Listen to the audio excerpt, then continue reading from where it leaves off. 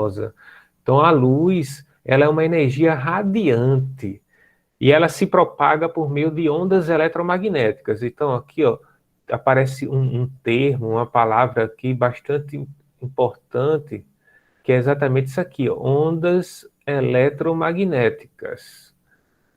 Então, a luz, ela se propaga através de ondas eletromagnéticas. Na verdade, a luz é uma energia que ela é dividida, que ela tem uma característica dual. Ela é uma onda eletromagnética e ela também é uma partícula.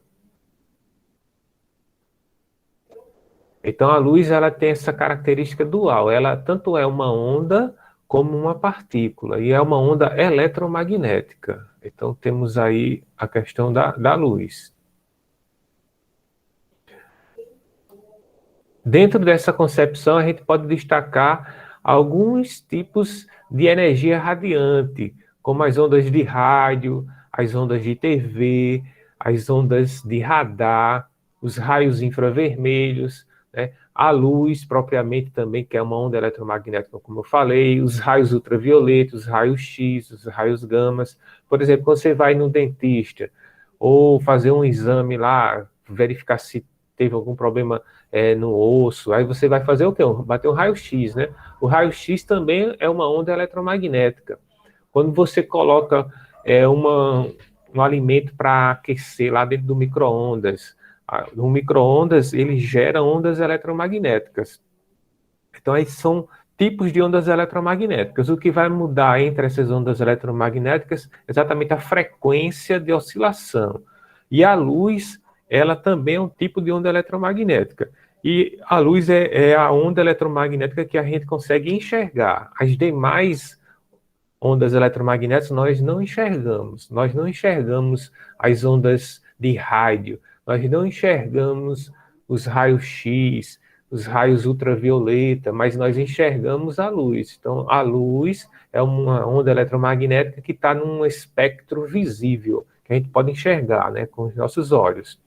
Então, o Sol, né, como a gente estava mostrando aqui, ele envia à Terra essa energia radiante, que é constituída de radiações infravermelhos, que são denominadas ondas de calor, e também por radiações ultravioleta.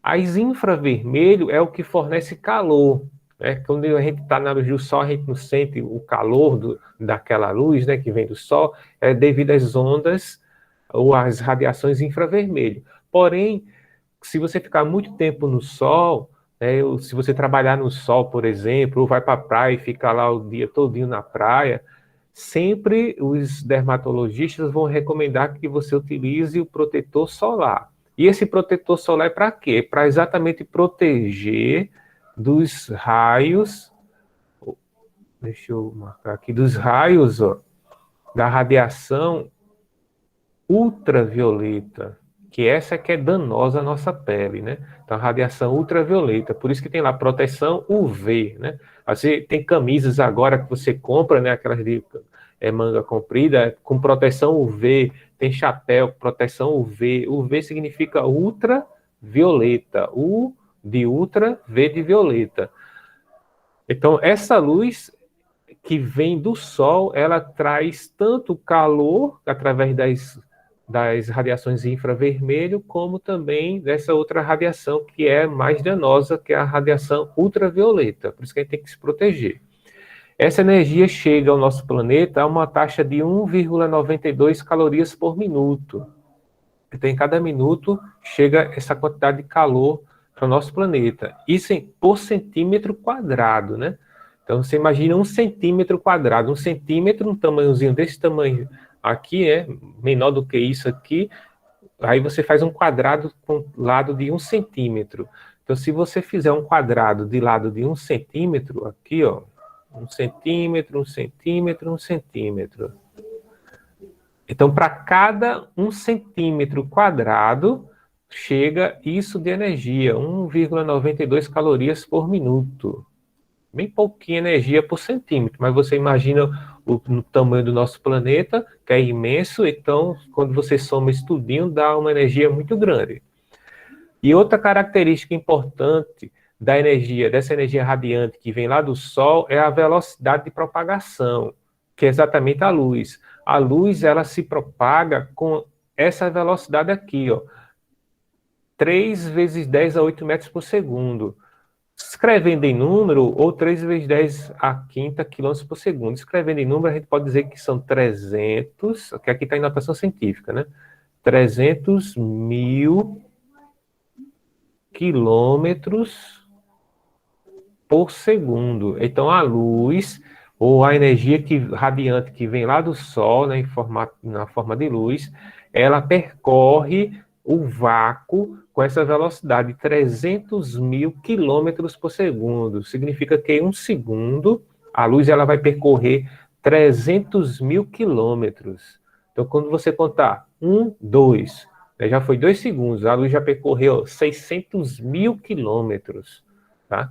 Então, é a velocidade muito alta. E essa é a velocidade atualmente chamada velocidade limite. Então, nada, até o momento, conseguiu ultrapassar essa velocidade. Então, a luz é o que a gente tenha de conhecimento até agora, seria a partícula, né, que percorre com maior velocidade, a luz, 300 mil quilômetros por segundo.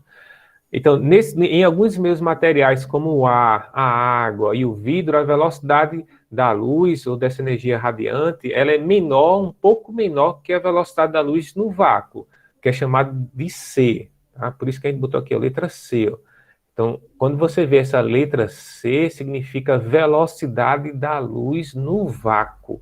Tem até uma famosa fórmula que foi escrita por Albert Einstein, que diz que a energia é igual a mc ao quadrado. Toda vez que vai falar de física, de Einstein, aí mostra essa fórmula daqui, ó, é igual a mc ao quadrado. Então, esse C, ó, agora vocês já sabem, representa a velocidade da luz no vácuo, que corresponde a 300 mil quilômetros por segundo. Tá? M significa massa e é energia. Então, Einstein disse que a energia ela pode ser transformada em massa, né? E tem essa relação da energia com a massa e energia. Então, pelo exposto que já vimos, né, a luz ela é uma forma de energia radiante e sabemos também que essa energia de radiação eletromagnética ela tem uma frequência característica da luz visível, que é do infravermelho, que é do vermelho até o violeta. O abaixo do vermelho a gente chama de infravermelho e acima do violeta nós chamamos de ultravioleta. Entre o vermelho e o violeta nós conseguimos enxergar. Então aqui, ó, do vermelho ao violeta. Então se você imaginar o arco-íris, deixa eu pegar aqui uma imagem do arco-íris. Você imaginar o arco-íris, tá? Eu vou botar aqui o arco-íris para vocês verem.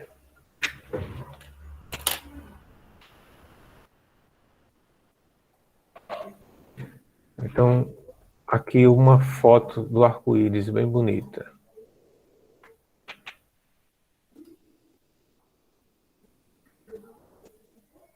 Abrir lavagem. Então, nós temos aqui o arco-íris, né?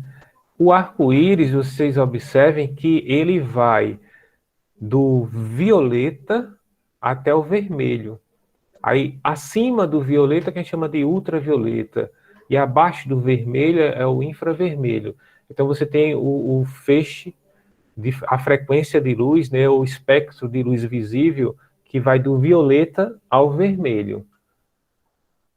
E um dos físicos que fez o estudo desse espectro da luz foi o físico chamado Isaac Newton. Então, Newton foi um dos físicos que fez o estudo lá também da luz. Então, o que é que a gente pode dizer? Que a luz, ela é um agente físico que atua nos nossos órgãos visuais e que produz a sensação da visão. Então, para a gente poder enxergar um objeto bem, É claro que nós temos que ter a nossa visão perfeita, né? Ou boa, né? Não precisa ser perfeita, mas mesmo que eu tenha uma visão boa ou perfeita, mas se não tiver luz, eu não enxergo, porque para a gente enxergar, precisamos, além de ter a nossa visão boa, também precisamos ter o objeto iluminado, ou seja, temos que ter luz. Imagina se você, de repente, falta energia agora, né? A gente perde aqui o nosso contato online.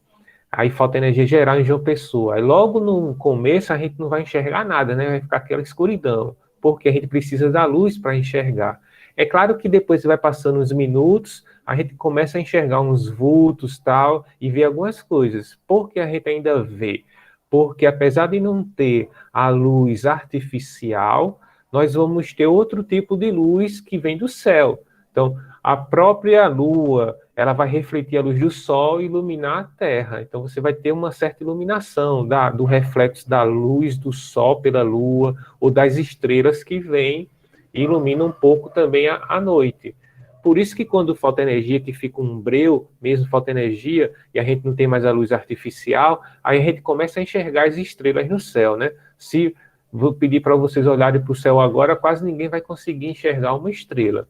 Por conta da iluminação artificial dos postes, ela abafa, né, a iluminação das estrelas. Quando você está num campo com pouca iluminação artificial, a gente começa a enxergar melhor as estrelas. Por isso, quando falta energia, o céu fica todo estrelado, né?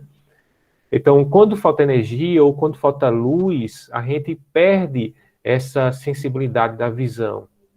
Então, a luz, ela atua nesses órgãos visuais, né, nos nossos olhos, para produzir a sensação da visão. E para fazer o estudo da ótica, esse estudo ele é dividido em duas partes. Uma das partes que é a que nós vamos estudar mais aqui, essa daqui, ó, ótica geométrica. A ótica geométrica, ela estuda os fenômenos ópticos com enfoque nas trajetórias seguidas pela luz. Fundamenta-se na noção de raio de luz e nas leis que regulamentam o seu comportamento. Então, aqui a gente vai analisar mais o que acontece com a trajetória da luz em determinadas situações. Então, por exemplo, quando eu pego um espelho e coloco na luz do sol, o que é que acontece com a luz quando atinge o espelho? Alguém saberia dizer? Todo mundo já deve ter feito isso. Pega um espelho e ter botado na luz do sol, né? Quando a gente faz isso, o que é que acontece com a luz quando ela atinge o espelho? Ela Quem reflete, poderia dizer? Faz o quê? reflete a luz do sol, o espelho. Isso mesmo, ela reflete a luz do sol, né? O espelho vai conseguir refletir a luz do sol. Isso é um dos fenômenos que a ótica geométrica vai estudar. É o chamado fenômeno da reflexão da luz. Então, algumas superfícies conseguem refletir a luz, outras já não conseguem refletir a luz. E aí é outro fenômeno que a gente vai chamar de refração, que é quando a luz atinge o objeto e não consegue ser refletida. Na verdade, a luz atravessa.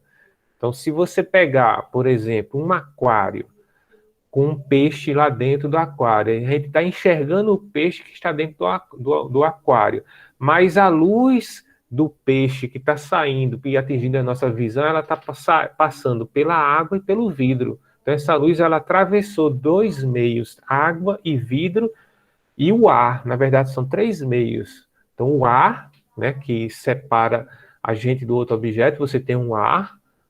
Aí você tem, no caso do aquário, o vidro e a água. Então, são três meios, e a luz consegue atravessar esses meios. Então, aí você já não tem uma reflexão, tem uma chamada refração. Então, a ótica geométrica ela vai estudar esses fenômenos e analisar o que acontece com a trajetória da luz. Então, isso aí é o que a gente chama de ótica geométrica, o que acontece com a trajetória da luz. Agora, tem outra parte da física, da ótica, que é chamada de ótica física. Essa ótica física já vai estudar os fenômenos ópticos.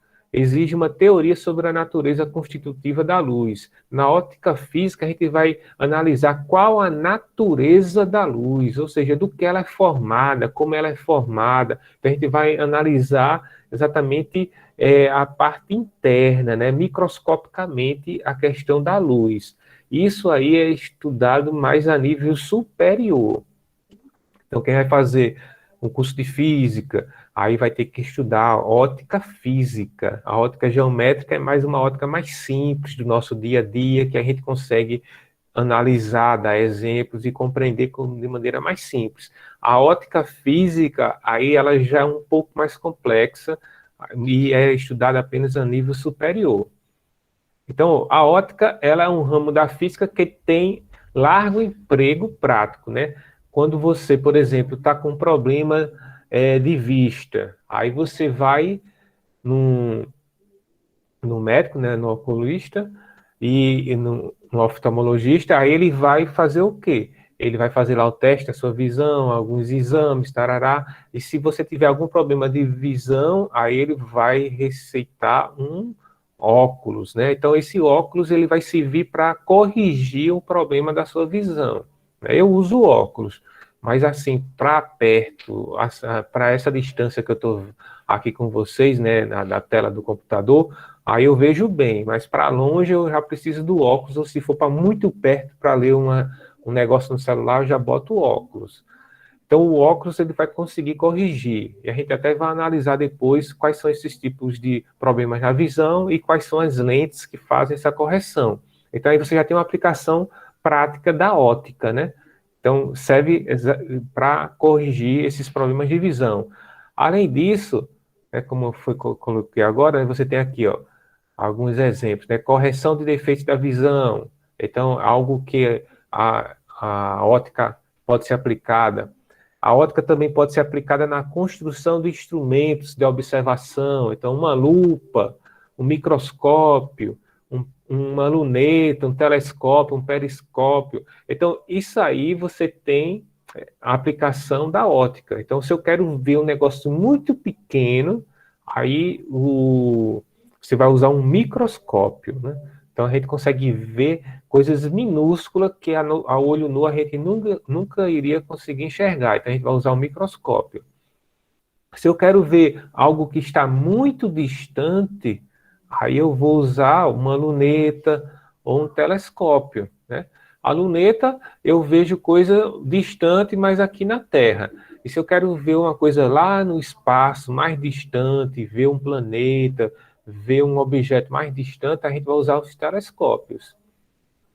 Aí, na outra aplicação também da ótica é a fixação de imagens, a questão da fotografia, da cinematografia, né? Então, antigamente que tinha as fotos, que ainda hoje tem, né? Tem fotógrafo que gosta, principalmente se for uma foto mais artística, gosta de fazer aquela foto no filme, revelar o filme, fazer uma coisa mais artística, né? Hoje a gente tem um celular que bate a foto digital, mas o celular, se vocês observarem, né, hoje tem celular até que com 2, 3, 4 câmeras, né? O meu só tem uma, né? Mas tem celular que eu já vi aí no mercado agora com 4 câmeras, né? Cada câmera dessa você vai ter uma lente, e essa lente é produzida exatamente com os conceitos da ótica geométrica e da ótica física. Então, é uma aplicação da ótica. Então, quando você tira uma foto, você aproxima, né, dá o zoom, afasta. Então, isso tudo é aplicação da ótica. Na construção de equipamentos de iluminação também, ó. Por exemplo, aqueles canhão de luz. Tem uns canhão de luz casa de festa. Aí tá tendo um aniversário de 15 anos, uma festa, aí você vê agora não está tendo muito por conta da pandemia, né? Mas antes da pandemia você via no sábado à noite ou na sexta à noite na cidade de João Pessoa, você via aquela luz bem forte nas nuvens. Que exatamente é um canhão de luz. O canhão de luz é um equipamento de iluminação que utiliza princípios da ótica para poder projetar essa luz mais distante, com a maior intensidade, né? Aí nós podemos realizar também com os conceitos da ótica algumas medidas de alta precisão com interferômetro, então isso aí é mais na parte de pesquisa científica. Podemos fazer o estudo da estrutura do átomo usando a luz, também na parte da ciência, do estudo científico, a gente usa isso, né? Então, hoje, esse primeiro momento foi só mais uma apresentação, né, uma introdução ao estudo da ótica, que a gente vai precisar, né? Na próxima aula, a gente vai falar sobre exatamente iniciar com alguns conceitos da ótica, tá? O que é uma fonte de luz, quais são os meios de propagação que a luz se propaga. Nós vamos ver também o que é um raio de luz, frente de luz. Então, pincel de luz. Então, são outros conceitos que nós vamos estudar na semana que vem. Então, hoje foi essa introdução.